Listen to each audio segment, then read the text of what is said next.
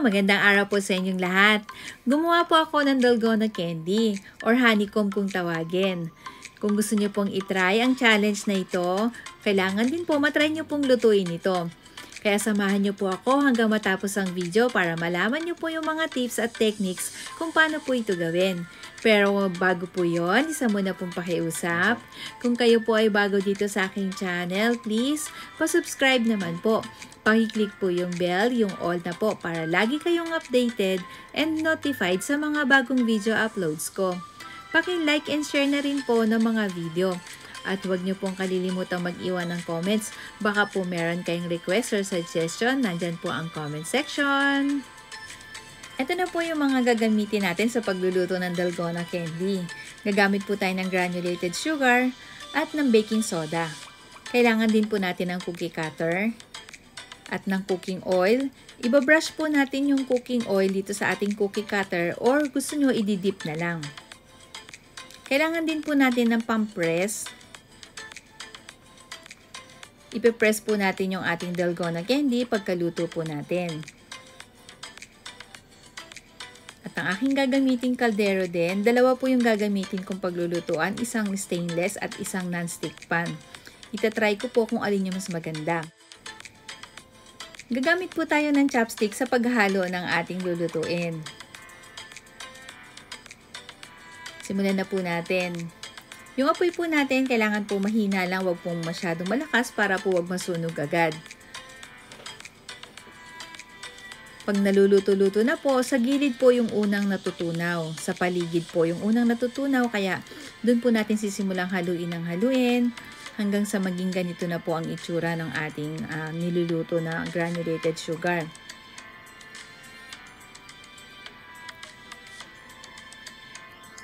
Yung granulated sugar nga po pala, 2 kutsara po yung ilalagay nyo or pwede ring 1 kutsara at kalahati.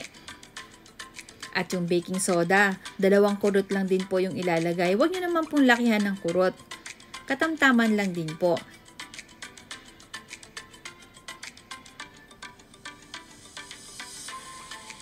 Haluin po natin ang haluin hanggang matunaw na po. Pag tunaw na po talaga yung ating granulated sugar at syrup na po talaga siya, na medyo may kulay lang po ng konti, wag naman po nating susunugin yung kulay niya. Pwede na po nating ilagay itong ating baking soda at haluin po natin ang haluin. At makikita nyo po mabubula po ito ng konti, aangat po ng konti. Habang hinahalo po, nararamdaman po dito na gumagaan na po yung syrup kasi po nagiging bula na po lahat. Ngayon, pagka ganito na po yung texture ng syrup, pwede na po nating isalin dito sa baking sheets or parchment paper na naka-ready natin. Sa pagsalin din po natin, kailangan bilisan din po natin. Hindi po natin talaga masisimot ito lahat. Kasi po malaki yung kaldero natin, hindi talaga yung original na kaldero yung ginagamit natin. Ngayon po, mag-aantay din po tayo uli dito. Mag-start po tayo mag-antay ng 25 to 30 seconds dito bago po natin ito ipe-press. Yung pang-press po natin, siguraduhin pong na-brush na po ninyo ng oil.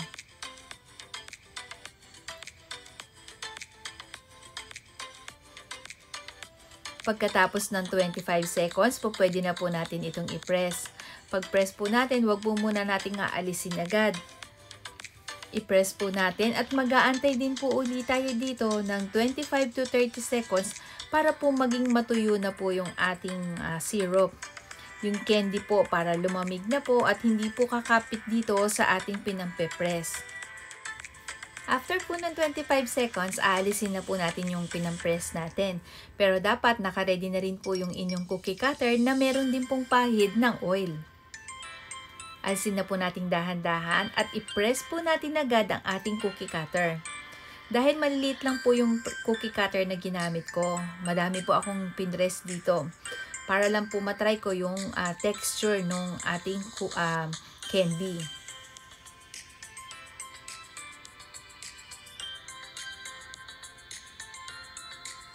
Kaya po kailangan naka-ready po yung mga gamit natin na may pahid na po talaga ng oil para po hindi na mag-aantay yung ating candy dahil titigas po yan agad. Ito po yung pang fourth try ko kasi yung tatlong tinry kong una, palpak po talaga. Pakikita ko po sa inyo yun mamaya sa ending po ng ating video. Ito po yung ating pang fourth try. Sa akin po, medyo okay na po ito, kaya lang medyo magaspang pa po. Ito na po yung second day ng pagluluto ko ng dalgona. Kailangan ko pong makabuo ngayon para makapag-try ako ng Squid Game. At magpapalit po ako ng cookie cutter. Gagamitin ko po ngayon ay star. Katulad pa rin po nung gawa natin kahapon, haluin lang po natin ang haluin.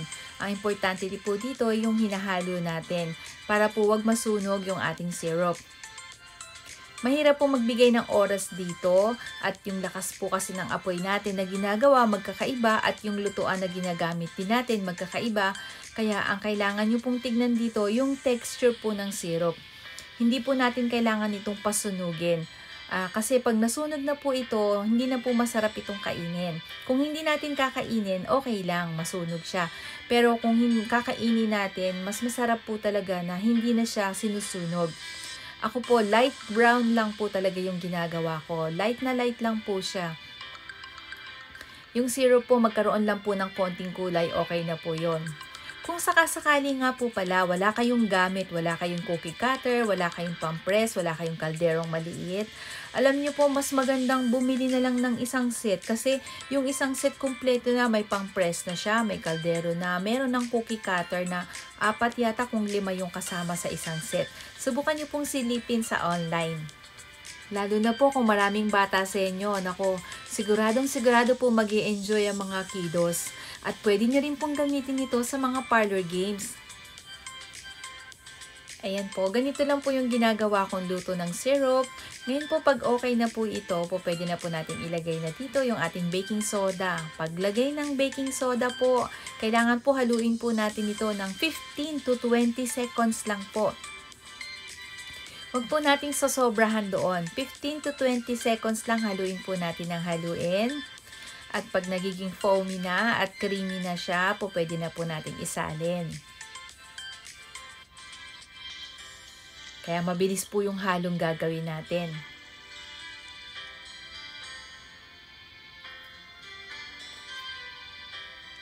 Sa time pong ito, pagka nasunog po ito, makikita nyo po iba na yung kulay niya pagkasunog. Pagka naman po nasobrahan kayo sa baking soda ng lagay, makikita nyo po dito sobrang alsa. Ang kapal-kapal po ng ating mixture. Pero pag okay lang po, ganito po yung pinaka.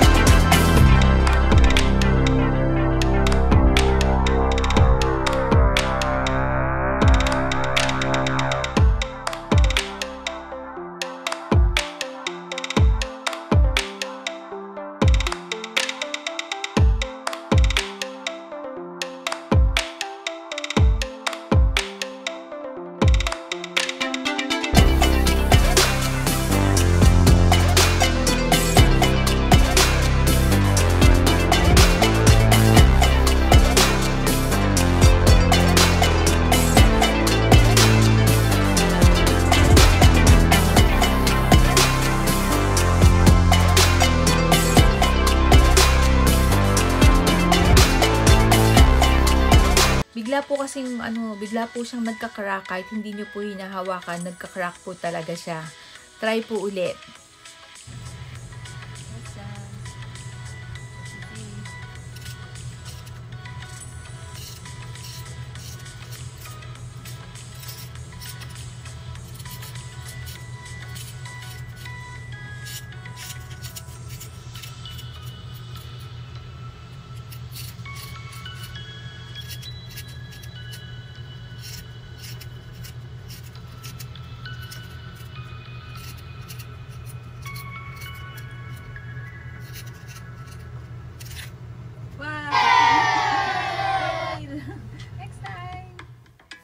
Ayan po, kahit po natalo tayo, okay na rin po. Nag-enjoy naman po ako.